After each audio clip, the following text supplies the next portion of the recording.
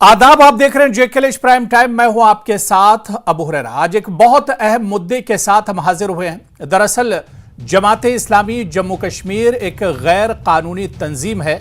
यह तंजीम माजी में काफ़ी फाल रही है और इस तंजीम पर एक तरह से बैन है। ये तंजीम अब गैर कानूनी तंजीम है क्योंकि जमाते इस्लामी पर एक तरह से बैन है, लेकिन ये तंजीम जिस तरह से पिछले इंतखाबात हुए थे, असेंबली इंतखाबात जम्मू कश्मीर के, उस इंतखाबात में भी जमाते इस्लामी अपनी जो तंजीम है वो एक तरह से मैदान में उतरी थी। तो जमाते इस्लामी जम्मू कश्मीर पर हम बात करेंगे और इस तंजीम को आज भी एक तरह से शक की नज़र से देखा जा रहा है।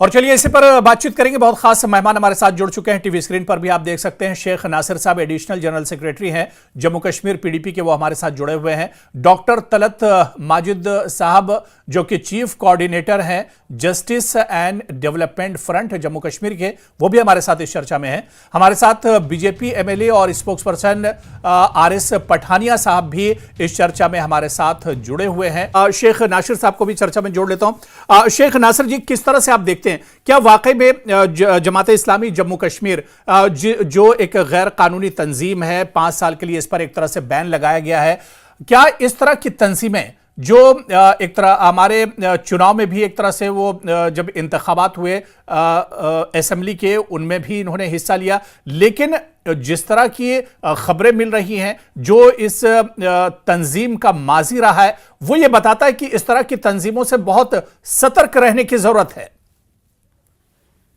अबू हुरैरा साहब, मैं आपकी बात समझ नहीं पा रहा। एक तरह से आप कह रहे हैं कि जमात इस्लामी एक गैर कानूनी जमात है और दूसरी जानिब आप ये बात भी कह रहे हैं कि हाल ही में हुए असेंबली इंतखाबात में जमात इस्लामी ने हिस्सा लिया। अगर जमात इस्लामी आपकी नजर में या उन लोगों की नजर में गैर कानूनी है तो जमात इस्लामी ने चुनाव में हिस्सा कैसे लिया, ये बहुत बड़ा सवाल है। लिहाजा हमें ये सोचना है कि जमात इस्लामी का जो बैकग्राउंड है या जमात इस्लामी का जो तरीकेकार है, उसमें कहाँ हमें उनसे कोई आपत्ति है या कहाँ हम उन पर एतराज है।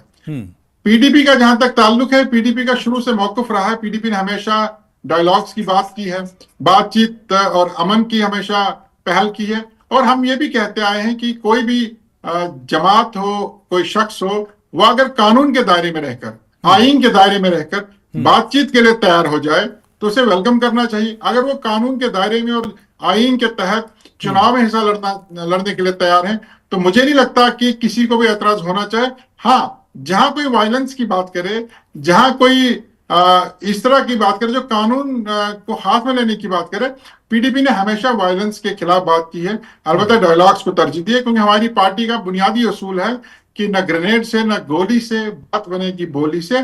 बातचीत हर मसले का हल है और हर मसले का हल कानून के दायरे में, आईन के दायरे में हो सकता है। जहां तक ताल्लुक जमात इस्लामी का है, जमात इस्लामी को आप सिर्फ एक ही नजर से देखते आए हैं। जो लोग जमात इस्लामी के आइडियोलॉजी के खिलाफ हैं, जो लोग जमात इस्लामी को अक्सर तनकीद का निशाना बनाते हैं, वो जमात इस्लामी को कुछ अलग ही नजरिए से देखते हैं। हालांकि दूसरी जानिब अगर देखा जाए, जमात इस्लामी काफी ज्यादा फलाई काम भी जम्मू कश्मीर हो या हिंदुस्तान के दूसरे हिस्सों में भी करती आई है। जमात इस्लामी की जानिब से बहुत सारे अदारे जम्मू कश्मीर में, तालीमी अदारे चल रहे थे, जमात इस्लामी फलाई काम भी करे। लेकिन जब हम एक अलग चश्मे से किसी को देखने की कोशिश करते हैं तो हमें सिर्फ उनके अंदर की कमजोरियां, उनके अंदर की खामियां, उनके अंदर जो हमें नेगेटिविटी सिर्फ वो नजर आती है, उनके अंदर जो पॉजिटिव चीजें हैं, जो उनके अंदर अच्छी बातें हैं, वो हमें नजर नहीं आती। चलिए, ठीक है, ठीक है।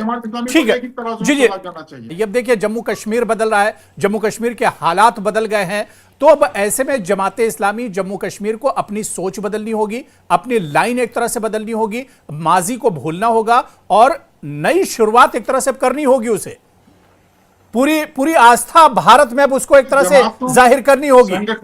जी, संगठन इससे पहले भी देश में बैन हुए। मैं आरएसएस की बात करूंगा। आरएसएस को अभी तक हमारे देश में 3 मरतबा बैन कर दिया गया है। 1948 में जब महात्मा गांधी की हत्या हुई, उसके बाद आरएसएस को बैन कर दिया।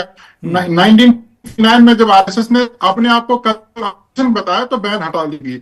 उसके बाद 1975 में इमरजेंसी के वक्त दोबारा से आरएसएस को बैन कर दिया गया। उसके बाद 6 दिसंबर 1992 को जब बाबरी मस्जिद शहीद हुई उस वक्त भी आरएसएस को बैन कर दिया गया। आरएसएस 3 मरतबा हमारे देश में बैन हो चुकी है।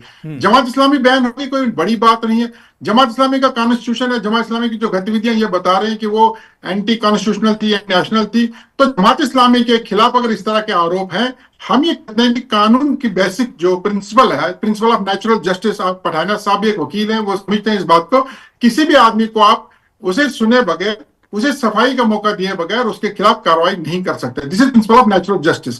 तो प्रिंसिपल ऑफ नेचुरल जस्टिस कहता है कि अगर आपने जमात इस्लामी को बैन कर दिया है तो बैन करने से पहले कम से कम जमात इस्लामी को एक मौका दिया जाना चाहिए कि वो अपना पक्ष रखें। उनके ऊपर जो आरोप है उन्हें उनका खुलासा किया जाना चाहिए। उसके बाद अगर वो उस पर डटे रहते हैं, जो उनके खिलाफ जो कुछ भी हम कहते हैं कि एंटी नेशनल थे, एंटी कॉन्स्टिट्यूशनल थे, वो चीजें पब्लिक के डोमेन में लाई जाए। 15 सेकंड 15 सेकंड डॉक्टर तलत आपके पास है। जी जी, बात रख मैं यही बात मैं ये जो शेख साहब ने इसमें, ये जो नासिर साहब ने इसमें जो बात कही, मैं उसी को ऐड करूंगा कि पठानिया साहब की खिदमत में, मैं पठानिया साहब की खिदमत में ये अर्ज करना चाहूंगा कि जैसे शेख नासिर साहब ने भी कहा कि आरएसएस कितनी दफा बैन हो गई है, या जो ऐसी कार्रवाइयों में जो उस वक्त मुलव्वस थी, जो उस वक्त देश के संविधान के खिलाफ थी, और जब हमें बात करने का मौका ही नहीं दिया, ऐसे टीवी चैनल्स में डिबेट करके फैसला सुनाना, तो ये ऐसे फैसले सुनाना ये कोई अदालत का फैसला नहीं है।